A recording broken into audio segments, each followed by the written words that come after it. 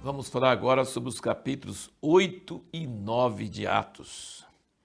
A morte de Estevão provocou uma perseguição generalizada, porque Paulo, inclusive, era um dos jovens e ele começou a encabeçar isso e houve muita perseguição.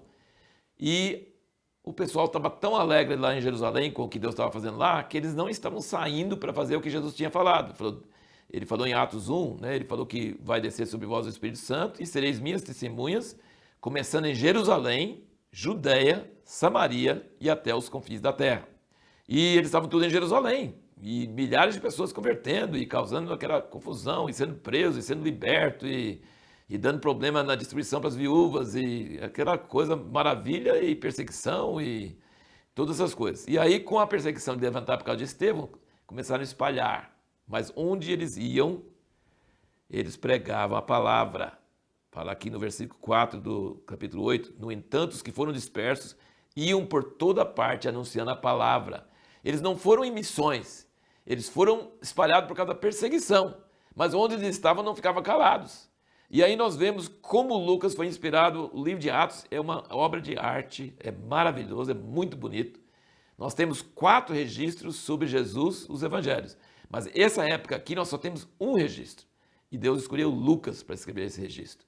E é uma obra de arte. Ele planta a semente, depois desenvolve e volta para aquele tema. E é uma coisa assim muito perfeita para descrever uma época quando acontecia tantas coisas e ele teve que deixar muita coisa por fora. É uma obra de arte. E aí você vê que essa ordem que Jesus falou, Jerusalém, Judéia, Samaria. Agora a próxima coisa é Samaria. E Filipe, que é um dos diáconos. Já vimos que 2 desses 7 diáconos que foram ordenados não continuaram como diáconos, né? Estevão pregou, fez milagres, entrou em controvérsia, foi morto, primeiro mártir. Aí uma coisa que nós não comentamos no outro vídeo, Jesus ficou em pé para receber ele. Ele viu Jesus em pé, à direita de Deus, antes de morrer. E ele falou a mesma coisa que Jesus falou, perdoa-lhes, porque não sabe o que fazem. Ele estava com o mesmo Espírito de Jesus. Jesus esteve na cruz. E ele viu, Jesus ficou em pé para receber.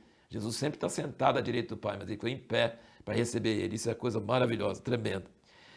E então aqui Filipe, nós vemos que Filipe vai com grande unção e autoridade e tem um avivamento ali em Samaria.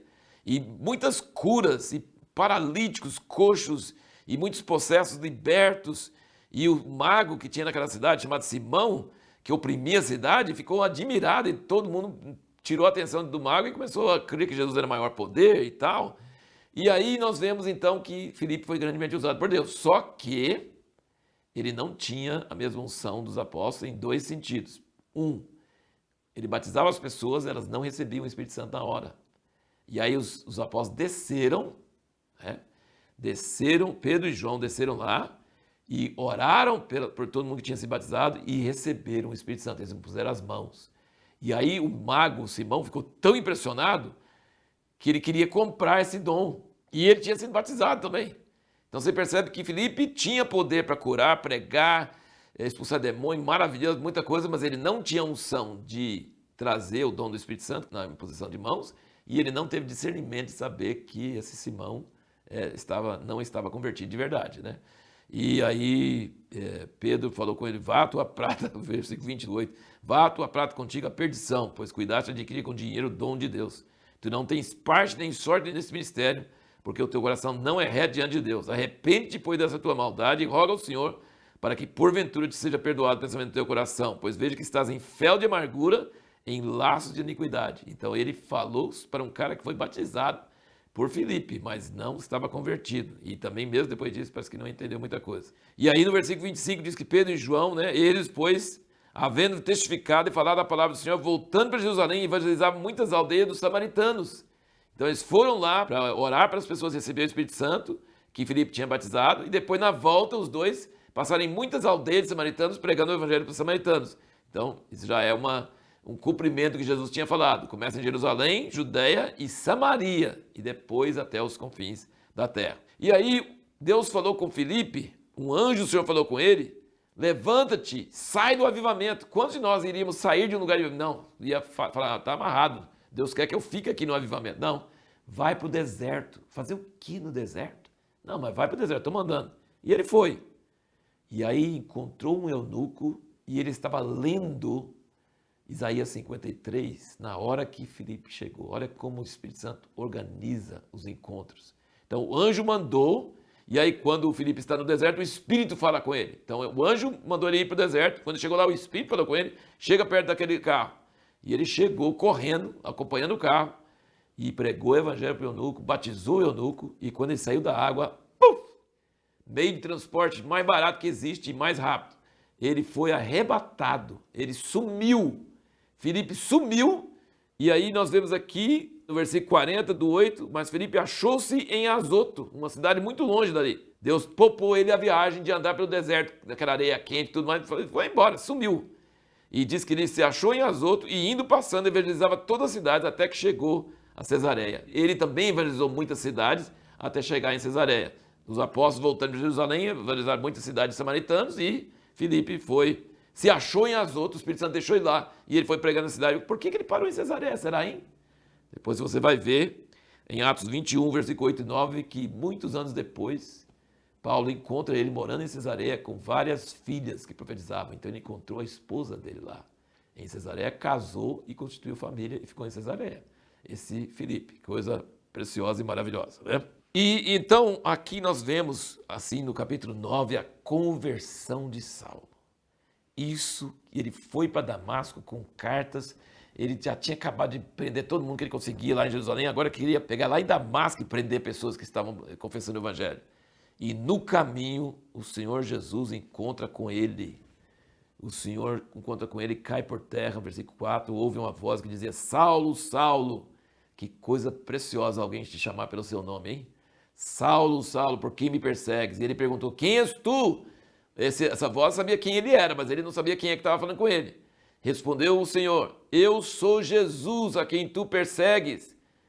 Mas levanta-te e entra na cidade, e lá te será dito o que te cumpre fazer. Jesus não falou para ele todas as instruções. A única coisa que Jesus falou para ele, vai para a cidade e lá eles vão te encontrar. Parece quase um agente da CIA, né? Ou do Mossad, né? Serviço secreto. Assim, não, ele não dá nome, não dá endereço, não dá. Você chega lá e alguém vai te procurar. Alguém vai te procurar e vai te dar as instruções. Seu pacote de instruções. É quase como se Jesus estivesse levantando um agente da CIA. E foi mesmo. Paulo foi um dos maiores agentes do evangelho que você pode imaginar. Coisa tremenda. O evangelho nunca teria chegado às nações e mais de um quarto do Novo Testamento não teria sido escrito se Paulo não tivesse convertido. Porque ele escreveu mais de um quarto do Novo Testamento inteirinho. Grande parte das coisas que até Pedro achou difícil de entender, Paulo foi revelado, Paulo teve de Deus. Meu pai sempre chamava Paulo Moisés do Novo Testamento. É uma coisa tremenda. Paulo é uma figura e ele era um perseguidor e se tornou um vaso. Ele vai para Damasco ceguinho, cego, não consegue ver, não come, não bebe, e eu acho que fica orando o tempo todo. E aí Deus fala com um discípulo lá em Damasco chamado Ananias. E aí Deus dá o endereço para ele, fala para ele o nome da casa onde Paulo está, e fala, entra lá, põe as mãos para ele que recupere a vista. E aí Ananias fala, Senhor, esse aqui é o Hitler, ele mata crente. É o Hitler judeu, né? Que mata crente.